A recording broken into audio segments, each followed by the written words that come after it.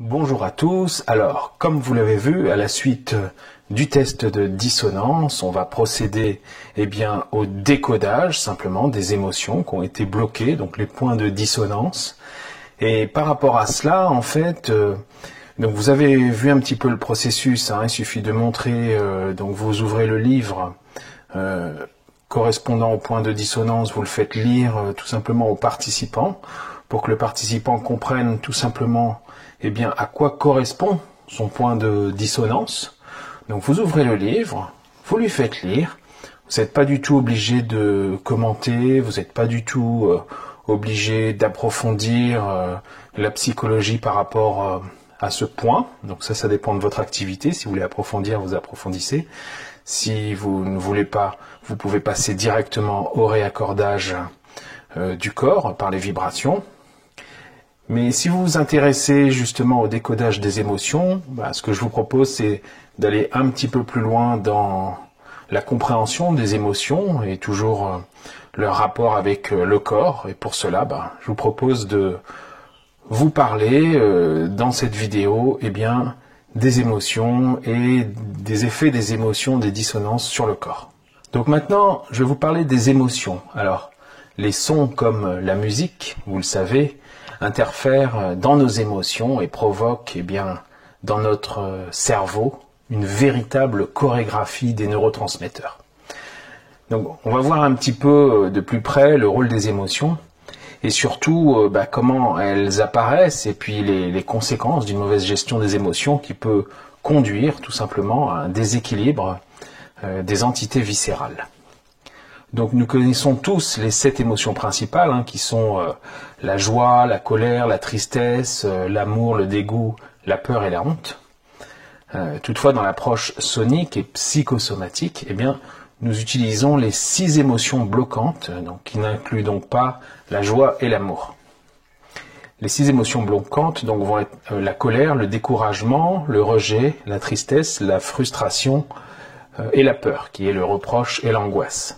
La gestion des émotions fait partie intégrante de l'hygiène de vie dans la vision chinoise et indienne aussi de la santé. Les émotions sont reliées aux organes, vous le savez, donc elles s'y logent en permanence. Selon nos états d'âme, nos émotions se déplacent à travers les organes très rapidement finalement.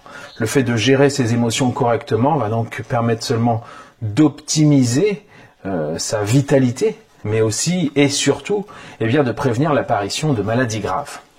Donc d'un point de vue de la médecine traditionnelle chinoise, les émotions non ou mal gérées vont entraîner un blocage du foie principalement, amenant ainsi une stase de sang et de l'énergie dans l'organisme, ce qui va affaiblir l'énergie de la rate qui ne pourra plus transformer ni les aliments ni les liquides, d'où la stagnation de nourriture dans l'estomac. Donc si ce blocage est important et de longue durée, on peut assister aussi à l'apparition de tumeurs bénignes, des lipomes, des fibromes, voire des tumeurs malignes si la chaleur s'y ajoute en plus. Donc l'engrenage des stagnations sera responsable du déséquilibre global des 6 organes internes qui aboutira au final à des désordres physiques, psychiques, émotionnels tels que la fatigue, l'insomnie, la baisse des défenses immunitaires et aussi des troubles digestifs. Alors, les 6 principales catégories d'émotions bloquantes sont la colère, qui va agir sur le foie et la vésicule biliaire. Vous avez ensuite le découragement, donc là c'est myocarde et système lymphatique. Tout ce qui est lié au rejet va toucher les poumons et le gros intestin. La tristesse, c'est le cœur et l'intestin grêle.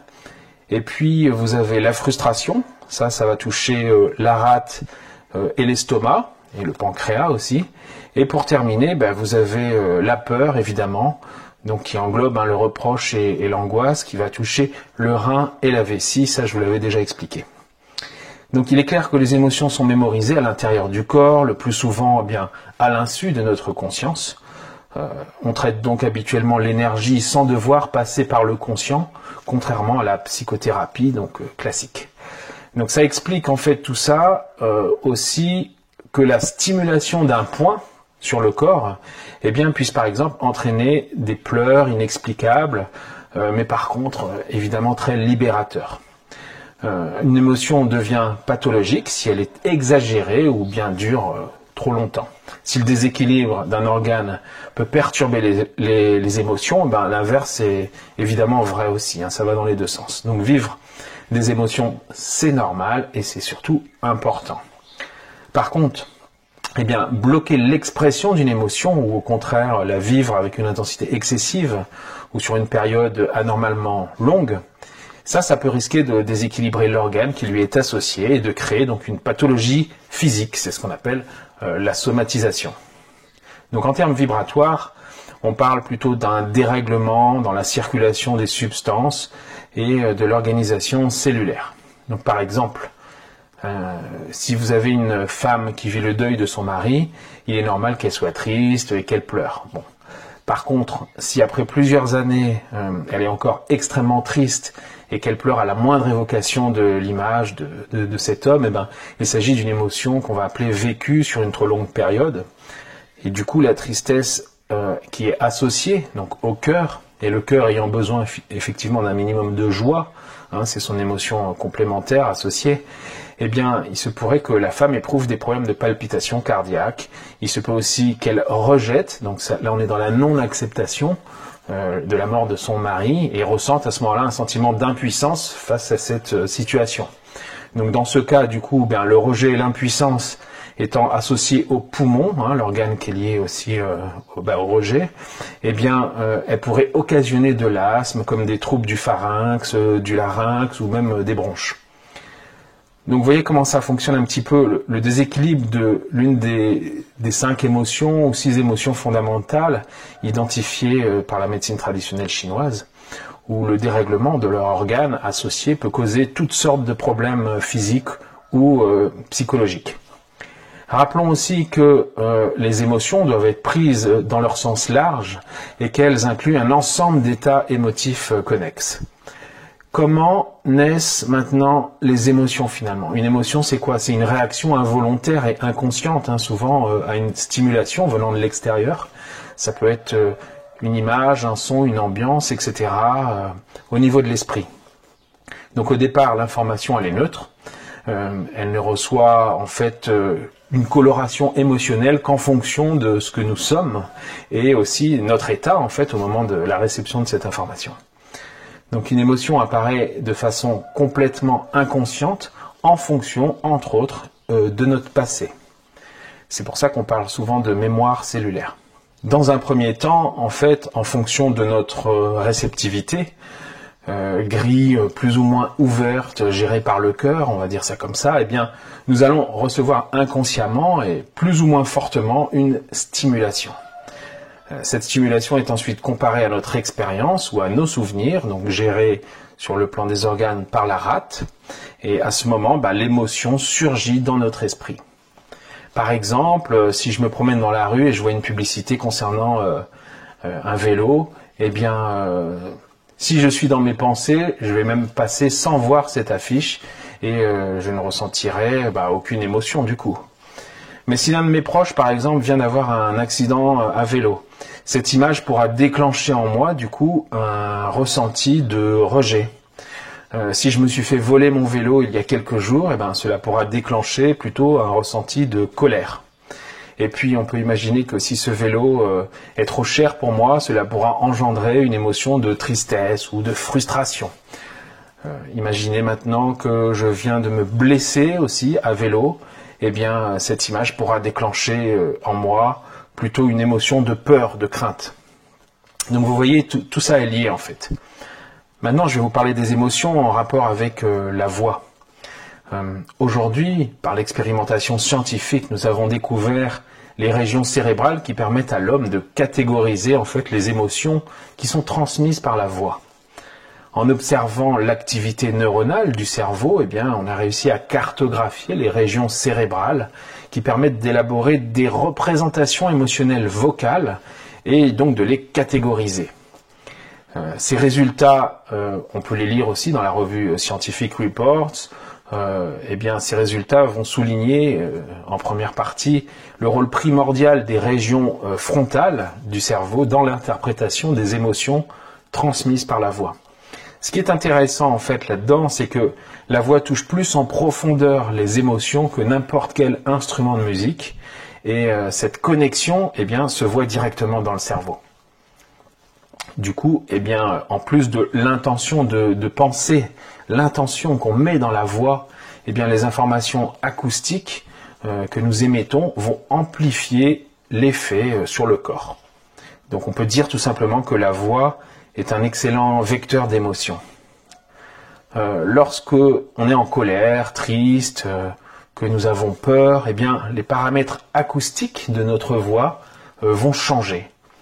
Alors en collaboration avec l'université de Zurich, par exemple, grâce à l'utilisation de l'imagerie à résonance magnétique, un IRM, eh bien, nous avons pu observer quelles zones du cerveau s'activent en fonction des différentes émotions qu'on perçoit par la voix. Je compare souvent la voix à la palette d'un peintre. Par exemple, on peut user de différentes couleurs de sa voix pour exprimer des choses différentes. On peut faire du gras, du souligné, des points d'exclamation ou d'interrogation, ou faire varier tout simplement la fréquence de sa voix, un petit peu comme la fréquence des couleurs. Ça me rappelle une petite anecdote. Donc un matin, devant le micro d'une radio, alors que je m'apprêtais à attaquer ma chronique quotidienne, eh bien, plus de voix, brutalement, plus un son ne sort, même pas un cocassement. Donc du coup, je serai ce qu'on appelle aphone plusieurs jours, sans aucun symptôme particulier. Donc ces journées-là resteront gravées évidemment dans ma mémoire. Enfermé, sans voix, je me suis senti étouffé. Il n'y a pas d'organe finalement spécifique de la voix. Bien sûr, nous, on lui associe les cordes vocales, mais il y a aussi le larynx, les poumons. Le souffle passe à travers le larynx et fait vibrer les cordes vocales. Mais voilà, enfin, toutes les civilisations associent en général le souffle et l'âme. C'est sans doute une des raisons pour lesquelles la voix est perçue comme l'expression de l'âme, parce qu'elle vient de l'intérieur, invisible d'une manière aérienne. Nous pouvons percevoir la présence d'une personne par son simple timbre de voix. Cette présence invisible signe donc bien notre identité. Il n'y a d'ailleurs pas une voix pour ressembler à une autre voix. C'est un petit peu comme l'empreinte digitale, la voix. C'est quelque chose qui a été confirmé par Agnès Auger, qui était psychologue et orthophoniste, raison pour laquelle il est si émouvant en général de réentendre la voix d'une personne disparue. Il y a aussi Jeanne, 65 ans, qui avoue pleurer lorsqu'elle écoute des enregistrements de sa mère, philosophe et essayiste. C'est étrange, elle dit en fait ça, elle dit c'est étrange car je peux regarder les photos d'elle ou même des films sans être plus ému que cela, mais c'est simplement la présence de sa voix qui me touche vraiment plus profondément. Peut-être quelque chose que vous avez déjà rencontré. Donc l'aphonie en fait que j'avais eue, est-ce que finalement c'était une forme de privation de mon identité? Certainement, répond là aussi Agnès Auger. Ne plus avoir de voix, c'est comme mettre un voile devant son visage. Il manque une part essentielle de soi en fait. Donc si le son de la voix nous touche aussi plus profondément, eh bien c'est parce que la voix c'est la première musique que nous entendons finalement quand nous sortons du ventre. Pas encore nés déjà, nous baignons dans la voix maternelle. Ensuite il y a des expériences qui ont montré que les bébés se calment dès qu'ils entendent la voix de leur mère. Voilà, il y a plein d'expériences qui sont liées à la voix. L'ouïe, par exemple, est le premier sens qu'on développe bien avant le regard, bien avant la vue. Il y a aussi l'écrivain William Styron qui était sorti d'une grave dépression, tout simplement en écoutant une mélodie que lui chantait sa mère pendant son enfance. Alors, la voix laisse passer les émotions sans qu'il soit possible de les maîtriser très longtemps. Les raisons sont d'abord physiologiques. Son inflexion suit l'humeur, les neurotransmetteurs intervenant directement sur le larynx. En cas de grande émotion, par exemple, eh bien, le larynx va se resserrer en limitant le passage du souffle. C'est ainsi que, par exemple, nous aurons la voix brisée par le chagrin, qu'on ne peut pas sortir des mots. Il est impossible de contrôler pleinement, en fait, ce processus physiologique. Souvenez-vous, au soir d'une victoire submergée par les larmes, eh bien, Miss France est incapable de poursuivre son discours. Son visage reprit son calme ensuite, quelques secondes avant le son de sa voix. En médecine chinoise, la gorge, c'est le siège des émotions. Nous n'y prêtons pas suffisamment attention, mais des extinctions vocales à répétition peuvent être le signal d'un conflit qui ne se résout pas. Car en fait, l'inconscient et la voix sont complètement intimement liés. En psychanalyse, elle est, avec la parole, le chemin royal par lequel il passe alors. Une hésitation, un soupir, une baisse de la tonalité en relève autant qu'une phrase élaborée ou tout simplement un lapsus. L'invisibilité de la voix semble en résonance avec l'intériorité du sujet qu'elle révèle. On dit que c'est une subjectivité, une singularité que représente la voix. Laurence Durel, dont la voix a été l'un des sujets de prédilection de ses romans, évoque ainsi un de ses personnages. Il pouvait suivre ses sentiments d'après le timbre de sa voix, comme on suit une partition de musique, dit-elle. L'impossibilité maintenant de connaître pleinement sa propre voix est l'un des paradoxes finalement les plus fascinants.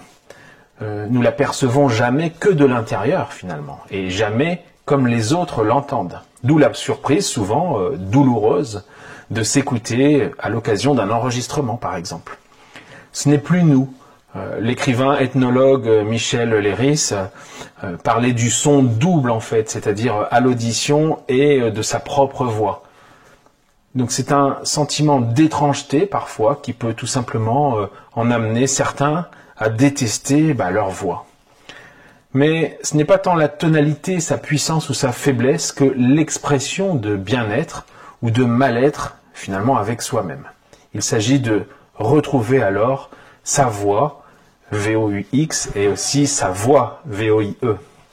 Agnès Auger donc cite encore le cas d'une de ses patientes, cadre d'une grande entreprise qui ne parvenait littéralement pas à se faire entendre devant une assemblée. En réfléchissant à cette question, elle a réalisé finalement que elle n'était pas légitime dans sa fonction. Peu à peu, en travaillant sa voix, sa posture physique, son souffle et les raisons de son trouble, elle a retrouvé toute sa place. Il arrive alors que l'entourage ne reconnaisse plus la personne simplement parce que sa voix a changé. Changer de voix, finalement, l'accorder avec son moi intérieur, ça aussi c'est retrouver l'harmonie intérieure.